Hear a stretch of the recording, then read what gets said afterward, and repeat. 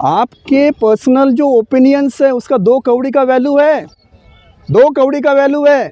इसलिए रिएक्शन भी करना ठीक नहीं है, रिएक्शन प्रतिक्रिया करना भी ठीक नहीं है। आप चिल्लाते रहो, आप भौंकते रहो, कुछ भी करते रहो, जो सत्य है वो सत्य है। आसमान को आप कितना भी गाली दो, आसमान आसमान है। बाबा साहब है। ग्वालियर में इतने लाखों वकील हैं। देखिए, मूर्ति वगैरह का इशू नहीं होता है यहाँ। बाबा साहब का नाम बाबा साहब की हज़ारों लाखों मूर्तियाँ पूरे देश में है, विदेशों में भी रिकग्निशन है। अमेरिका में आप जाओगे तो he is one of the brilliant mind scholar in the world. अब पब्लिसिटी स्टंट लेना चाहता है कोई कुछ। यहाँ पर जो जूता फेंका गया वो भी पब्लिसिटी स्टंट है। ये सारी जो हरकतें जो हो रही है, ये उसको तो देवी देवताओं ने रात को सपने में आदेश दिया। इस पावन सुप्रीम कोर्ट का इंस्टीट्यूशन का डिसरिस्पेक्ट है। वो नहीं, उसने देवताओं की बात मानी है। देवताओं ने सपने में कहा उसको जूता फेंको जाके। वो उन्होंने कौन सा सपना देखा, वो उनका लुकआउट है, वो उनका पर्सनल है, सभी पर नहीं थोपा जाता वो। और देवता ने से अगर उन्होंने सलाह भी ली है तो देवता ऐसी सलाह नहीं दे सकते कि जूता फेंको।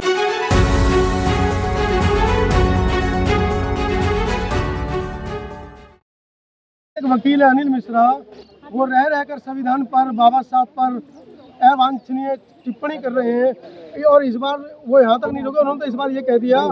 एक पत्रकार ने पूछा कि जाटव समाज का बहिष्कार होना चाहिए।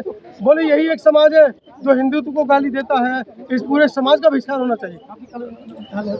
देखिए, सर्वप्रथम जो है मैं आपसे ये कहना चाहूँगा कि इतिहास क्या कहता है, हिस्ट्री क्या कहती है, संविधान क्या कहता है, सुप्रीम कोर्ट क्या कहता है, और जो ऐतिहासिक जो लोग हुए हैं, जो महापुरुष हुए हैं, वो बाबा साहब के बारे में क्या कहते हैं, इसका वैल्यू है। संविधान को अगर कोई देखे, पढ़े, और किस प्रकार से बाबा साहब ने जो है अकेले उसको लिखा, और बाकी के सारे जो मेंबर्स वो नहीं थे अवेलेबल, वो हिस्ट्री आप देखिए।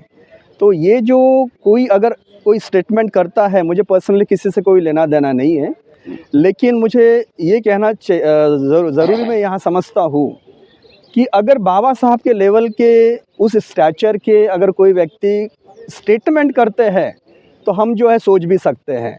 अब वो जो सज्जन है उनका क्या स्टेचर है, वो कौनते जो है बैकग्राउंड से, हाँ कौनते बैकग्राउंड से आए हैं, वो कह रहे कि हमारे, वो उनकी पर्सनल पीड़ा हो सकती है। वो कह रहे कि हमारे वंशजों ने संविधान लिखा है, बीएन राव ने संविधान लिखा है, आप कौन होते हैं? तो वो जो कह रहे हैं उसकी वेरासिटी क्या है, उसका ट्रूथफुलनेस क्या है, उसकी सत्यता क्या है, ये कौन जो है वेरीफाई करेगा? ये जो है जब तक के देखिए, जब कॉम्पिटेंट कोई अथॉरिटी होती है, ऑथेंटिक कोई पर्सन होता है, तो उसके स्टेटमेंट का वैल्यू होता है। आप जो है ये देखिए, ये देश जो है ना डेमोक्रेसी वाला देश है, और आर्टिकल 19 बोलता है freedom of speech and expression. तो जो मूलभूत अधिकार है किसी को बोलने का, लेकिन वहाँ पर भी एक रीज़नेबल रिस्ट्रिक्शंस संविधान ने जो है दिए हुए हैं। अगर वो रीज़नेबल रिस्ट्रिक्शंस में नहीं अगर फिट हो रहे हैं तो संविधान के आर्टिकल 19 का वो ही वायलेट कर रहे हैं।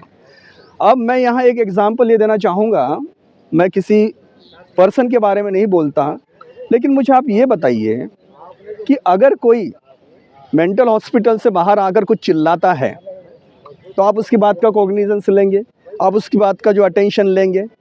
बस इतना समझ लीजिए कि हमारे देश में एक से एक ब्रेन वाले भेजे वाले लोग हैं, वो कुछ भी कह सकते हैं, लेकिन वो जो है सत्य कह रहे हैं, ये बिल्कुल झूठ बात है, वो सब असत्य है।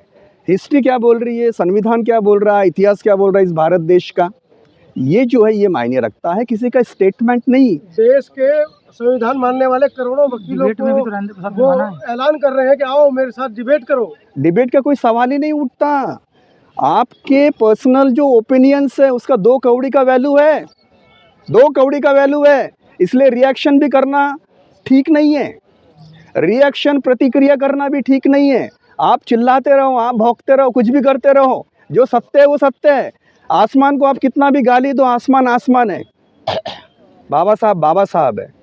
सुरेश कैत साहब ने ग्वालियर में मूर्ति लगेगी, उन्होंने अपना वो दे दिया था, लेकिन उसके बावजूद आज तक आप लोग मूर्ति नहीं लगवा पाए ग्वालियर में। इतने लाखों वकील हैं। देखिए, मूर्ति वगैरह का इशू नहीं होता है यहाँ। बाबा साहब का नाम, बाबा साहब की हज़ारों लाखों मूर्तियाँ पूरे देश में है, विदेशों में भी रिकग्निशन है।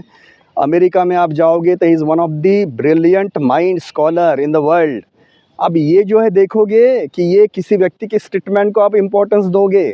देखिए इस तरह के जो स्टेटमेंट होते हैं ना, ये सिर्फ सनसनीखेज न्यूज़ क्रिएट करते हैं, उससे ज़्यादा कुछ नहीं होता इसका। इसके पीछे जो है इसका कोई आधार नहीं होता, सत्यता नहीं होती, इसलिए इसको इग्नोर करो। और बड़े माइंड से जो है ऐसे जितने भी सज्जन लोग जो है जो विरोध में बोलते हैं उनको क्षमा कर दो। महाराष्ट्र से एफआईआर दर्ज हो गई है उनके ऊपर, अब आप क्या करेंगे? महाराष्ट्र में कैसे स्वागत करेंगे उनका? देखिए जो एफआईआर जिन्होंने रजिस्टर किया है पोलिस अथॉरिटीज़ देखते बैठेगी, हमारा वहाँ क्या कोई रिलेशन नहीं है। क्या ऐसे वकीलों को क्या आप कहना चाह रहे हैं, क्या संदेश देना चाह रहे हैं? देखिए इस देश ने जो है डेमोक्रेसी दी है, अपन किसी की ज़बान को किसी की वाणी को रिस्ट्रिक्ट नहीं कर सकते, हर एक का अपना फ्रीडम है। आप जो है मुझे सवाल पूछ रहे हो, आपका फ्रीडम है। मीडिया जो है फोर्थ पिलर ऑफ डेमोक्रेसी है, मैं आपको जवाब दे रहा हूँ, ये भी मेरा फ्रीडम है। तो ये फ्रीडम को जो है, फ्रीडम को सभी इंजॉय करते हैं। कोई पब्लिसिटी स्टंट लेना चाहता है, कोई कुछ। यहाँ पर जो जूता फेंका गया वो भी पब्लिसिटी स्टंट है। ये सारी जो हरकतें जो हो रही है ये उसको तो देवी देवताओं ने रात को सपने में आदेश दिया। इस पावन सुप्रीम कोर्ट का इंस्टीट्यूशन का डिसरिस्पेक्ट है। वो नहीं, उसने देवताओं की बात मानी है, देवताओं ने सपने में कहा उसको जूता फेंको जाके। वो उन्होंने कौन सा सपना देखा, वो उनका लुकआउट है, वो उनका पर्सनल है, सभी पर नहीं थोपा जाता वो। और देवता ने इससे अगर उन्होंने सलाह भी ली है तो देवता ऐसी सलाह नहीं दे सकते कि जूता फेंको। ठीक है, थैंक यू।